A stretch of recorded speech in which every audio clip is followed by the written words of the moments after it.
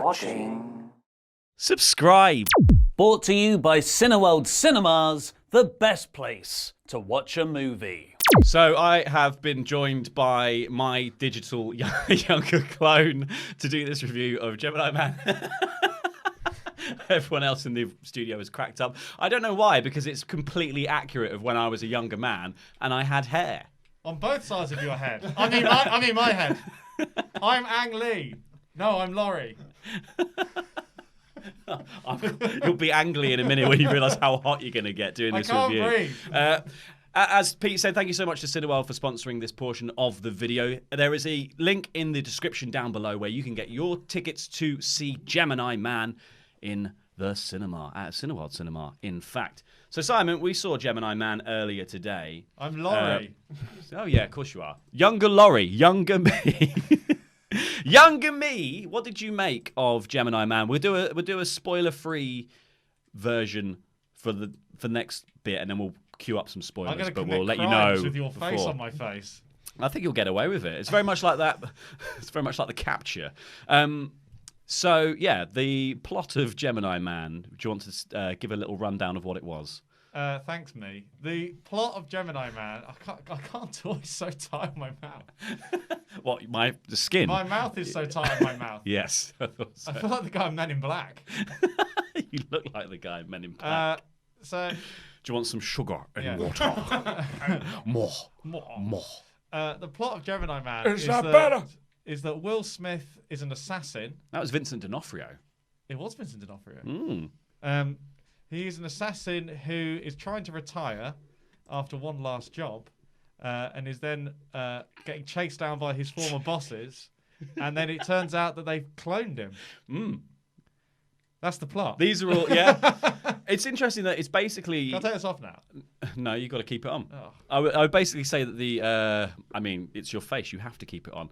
I would say that... it's my face. I forgot. I'm Laurie. Weirdly, for a movie about cloning it, they have cloned the plot of the Bourne films in that it's about a government-sanctioned spy who ends up a target of his own organisation and a member, someone of his own level of training because he discovers that they're corrupt. Yes. Yeah. I actually, though, think that kind of helps the film along. I think it as a vehicle for Will Smith, that kind of simplistic plot leads you just into these very nice action sequences. And you kind of, really, it's a technical showcase, this film. It's all about that digital double, which, as you can see, because we're using the same technique, utterly flawless. I'm not wearing anything. What clothes? I don't know where you're looking. I don't know where I'm looking. This is so weird. I kind of want him to take it off now. I don't. It's freaking me out. Oh, that's so much worse when you look at the camera. Look at the camera. God, that's so much worse. Oh, there's the Just camera. there. Oh, there. Well, no, that's where your eyes are pointing, sweetheart. Oh, where's my face? It's here. Oh, that's not where my face is. You look like my face is over here. Do you remember that? Do you remember when that woman repainted that picture of Jesus? This is that. Yeah.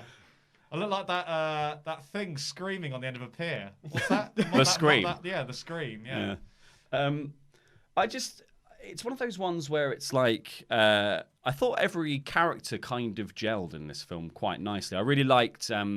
So Will Smith plays Henry Brogan, who is the agent, and then he ends up teaming with Mary Elizabeth Winstead's character called Danny, who... She was great. And she was originally sent to sort of surveil him while he was retiring from working with the DIA. And... What is the DIA? They never actually explained that. No, to my head, that's like Department of Eternal Affairs, but I don't think it is. I'll look it up. What, Eternal, or the band? Eternal, the band. Yeah, I think Defense Intelligence Agency. Oh, that is a thing? Yeah. Okay, fine. So she was a member of the DIA, and she was sent to surveil him when he was retiring to make sure everything went right. But then that was when things went wrong, and they tried to take down Henry. They tried to take down her. He saves her. She, though, seemed like she was going to be, one, a love interest, two, a bit green. And she turned out to be none of those things. Which I really like. Yeah, I like the fact there is actually no romantic angle in this at all. No. Apart from between Will Smith and his younger self. Yeah, at one point he hugs his friend in the start, and it looks like he's going to kiss him. And I don't know, it's just a strange acting choice. At the beginning of the film, he does spend a lot of time going, brother, to everyone. Yeah, it is. But that's to set up the fact that when they die, it's going to be like, whoa. Is this the spoiler-free version? It doesn't matter. You don't know who they are that he hugs. The movie is sort of... It's sort of stuck out of time. It feels like a very, in a good way, 90s action movie. And it's slightly kitsch. It's not... But it's sort of quite self-aware. But also the action sequences are really well done. Yeah. They're really cool. The actual... Because all the technology is based entirely on the face, which, as you can see, is flawless. So they actually don't do a lot of CGI for anything else in the movie. When you're talking, the chin is just moving, not the mouth, just the chin. Go on, sorry, carry on. So the actual action feels like, even though they're also using a lot of CGI for the combat and stuff to keep Will Smith in it, they do a lot of clever stuff with lighting and making sure it's sort of close and in dark spaces and that kind of thing.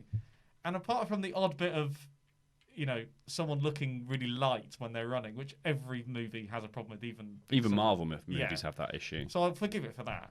But actually, a lot of the combat is really hard hitting and really cool. The sound design, like the gunfire, is really, really good. They actually sort of it's not actually just like pointless mowing down of loads and loads of randos. It's like it's quite sort of consequent. Every time you turn to me. I actually can't breathe. I think it's off. Don't rip the face off. Oh no, he's gone bald. The time is moving forwards. Oh God, it's like Benjamin Button's happening. There we go. Whoa. It was Simon all along. It was pushing my nose down and closing my nostrils so I could only breathe through my mouth. Which you were using to talk. I think it's one of those things where like the plot of this film isn't going to win any awards, but it is perfectly serviceable in moving you between these big action set pieces, which I think actually are incredibly impressive. And as this film really is a showcase for the digital cloning technology, like it's not even de-aging like say they used in The Irishman to make De Niro younger. Like they actually just built a CG double of Will Smith using bits of archive footage. Like, fortunately, there's just so much footage of Will Smith at 23. Basically a deep fake. It basically is a deep fake, and it really works for so much of the film. Yeah, really there's, I think, very cleverly in this, they shoot a lot of the scenes where the two meet at night, so that you get that kind of like one lighting source, and it actually makes all of that stuff look really good. There's one bit at the end where it's all broad daylight and it's a little bit janky, but the rest of it is like I actually came away from it being like, because I think the young Will Smith was so good, I spent a lot of the film going, is everyone else CG? Yeah, I know what you mean. I got a bit existential for a minute there. It's worth knowing Will Smith's performance as well, because when he's being his young self, he does act. His actual he does, all his mannerisms change. His voice is slightly different. He's like, he does really. It's a really good performance from Will Smith. Yeah, it's really for some. It is. There are moments which are a little bit cheesy, and it is ultimately an over the top action movie, which I'm totally on board with.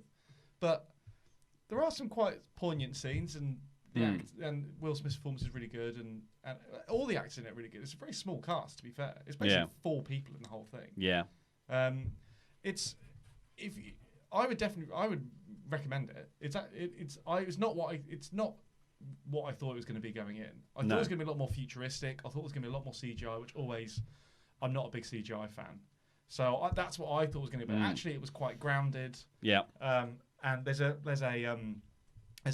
quite a lengthy bike chase through the streets of Colombia at the start. I mean, it's a good 5-10 minute chase. Like, it's a really good chase scene, and it's really good. It's sort of reminiscent of the opening chase in Casino Royale. A little bit, with the sort of changing levels and him sort of doing all the flipping. That was one where he gets chased by the parkour guy at the start, wasn't it? Oh yeah, I think so. Yeah, that's Casino Royale. Yes, yes, it is. Yeah. Across the crane and stuff. Yeah, that's it. Yeah. So this one has that similar thing where it's like they're on different levels and they're doing different things, and like they're just on these like dirt bikes going through Colombia. And there's some really cool camera work where they do some, almost looks like a video game where like when they're reloading, they cut to these like first-person cameras, and it looks like he's like looking at his gun and reloading it, and there's just some really, it's just really well directed. And this was one of the interesting scenes I thought as well, in terms of like, because I thought there was going to be loads of shots that were like about duality. I thought they'd really lean into that whole like, he's a clone, it's Gemini Man. They're going to do loads of like, just doubled up things or mirror stuff. This one scene though, I think had all the mirror stuff basically baked into it, because there's so many little bits in it where it's like he sees him through a reflection, he sees him in a car window, you see older Will Smith and you see younger Will Smith reflected on a rooftop in a car mirror. There's a bit where they both have a showdown and a conversation on some stairs, and they're seeing each other reflected in a mirror, and that's the only way they're seeing each other. So then this is the point where they like don't know it's a clone, and then they find out later on that it's obviously a clone, as you would imagine they do, and no one's really surprised. Everyone sort of goes like, "Oh, okay, so it's." That's always a hard thing in a movie, though, isn't it? Like when a character has to, for the purposes of the movie moving forward, one character has to discover something that is literally beyond the realms of human comprehension. But it's also, and you can either have the realistic thing would be that, like, I don't know how you'd react. Like, if you found out there really was like an alien, like if Pete was an alien, like. I think I'd be okay with that. You'd be okay with that? Fine. Yeah, I'd just be like, explains I like fairly alien-like. It explains in the first place, so a it's lot, fair. frankly. But like, a person would react so wildly to that. Yes. Whereas in a movie, you can't have characters spend 3 hours having an existential crisis about everything they know. Yeah, no. They just have to go, well, I guess I'm... Yeah, he is trying to kill me. They can only have an emotional response to it. Yeah. They can't have any other And I think it's kind of the right choice to make in this film as well. I was expecting a bit more of a shock horror sort of thing at finding out about the clones, maybe seeing where they were cloned and stuff like that. But it's that kind of thing, because the film is entirely being sold on this technology and the Will Smith and younger Will Smith thing. You can't really keep that a secret in the film for too long, because everyone else knows. Yes. And I think the interesting thing about it as well is, on that same note, which is that actually the film doesn't actually lean into that concept in a way that it doesn't beat you over the head with it. No. It actually uses it in a way that, you know, if they just used another actor and said it was a clone, like Face Off or something, it would largely be the same film. Like, I like the fact that actually, even though they've made such a big deal of it in the build up to the film, in the actual movie itself, it does actually sort of just play out like, it doesn't get too caught up in itself, trying to beat you over the head with that fact. It just can't. It just happens. Well, there could have been a lot more existentialism from everyone involved, and it could have got a lot more ponderous. It could have ended up like Ang Lee's The Hulk. You know, it could have been like this sort of psychological musing on what it means to be a man and what it means to be a human. And at the end, there is a little bit of from the main antagonist. There is a little bit of navel gazing. Yeah, in the sort of classic, the twisted plans of a antagonist has to have some kind of like, but what I'm doing is actually for the greater good kind of thing. And unfortunately, he is quite persuasive. I really agree. Clive Owen, you got me, mate. Yeah. So there is a sort of, and that happens a lot of action movies though, when you know an antagonist sort of grand plan is to like have less people die, so they come up with this maniacal thing that would really only involve one person dying, and actually, broadly speaking, that would actually be not the worst thing in the world. Yeah. Like one person, if that was the choice, it's the trolley problem. Yeah, you know, should you sacrifice one person for the many kind of thing. So there is a little bit of navel gazing on that front at the end, which is fine. It doesn't. Really, You'd expect it. It's what attempts to make the bad guy three-dimensional, isn't it? Yeah, but it is... Marvel villains all do that as well. They have two character traits, which is I'm doing this thing and also I'm doing it for this reason. Yeah. Thanos had that. He was like, I'm doing this thing that's bad and I'm doing it for this reason. Yeah. He was obviously, I think, much more fleshed out. Yeah. This movie will be on TV at some point in the near future. It's a perfect TV movie. Yeah. Like if this is on like the sort of Sunday night premiere on a big channel, like you'll watch it and you'll really enjoy it. I think this film actually will have. This is actually quite a rewatchable film. Yeah, I think actually as a spectacle, it's worth seeing. Yeah.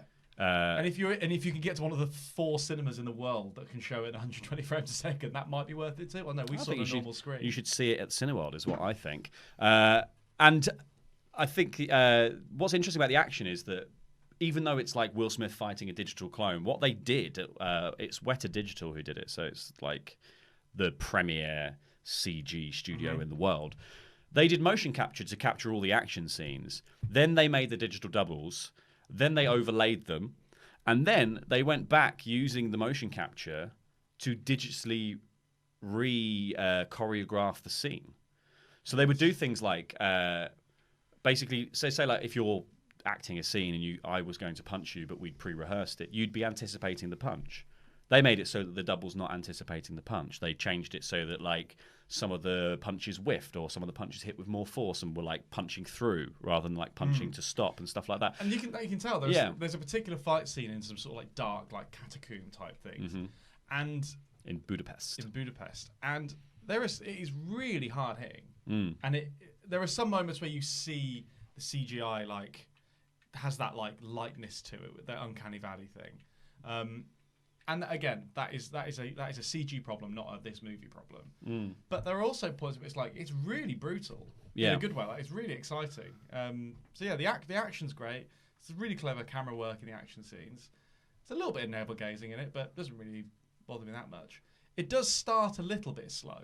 Yeah. But as soon as the action happens, it then has this. It's quite frenetic. Once the pace is like the pace sort of is like this, and then it just goes like that, and then it's just off to the races. Yeah, it's got a good pace. I think it's got some, and also it's like it's a Will Smith film, and it's got good Will Smith isms in it. Yeah, there's I like the bit where he confronts his clone at one point, and the clone says, he goes, why were you sent to kill me? And the clone goes, because I'm the best there is. And he goes, well, that's clearly not the case, is it? Oh yeah, because he's got him at gunpoint. Yeah. It's like, well, that's not true, is it? Yeah, that's actually really good. And there was a bit where they have they end up having a heart-to-heart at one point, and he's like, so you were raised in Philadelphia. And I was just like, born and raised.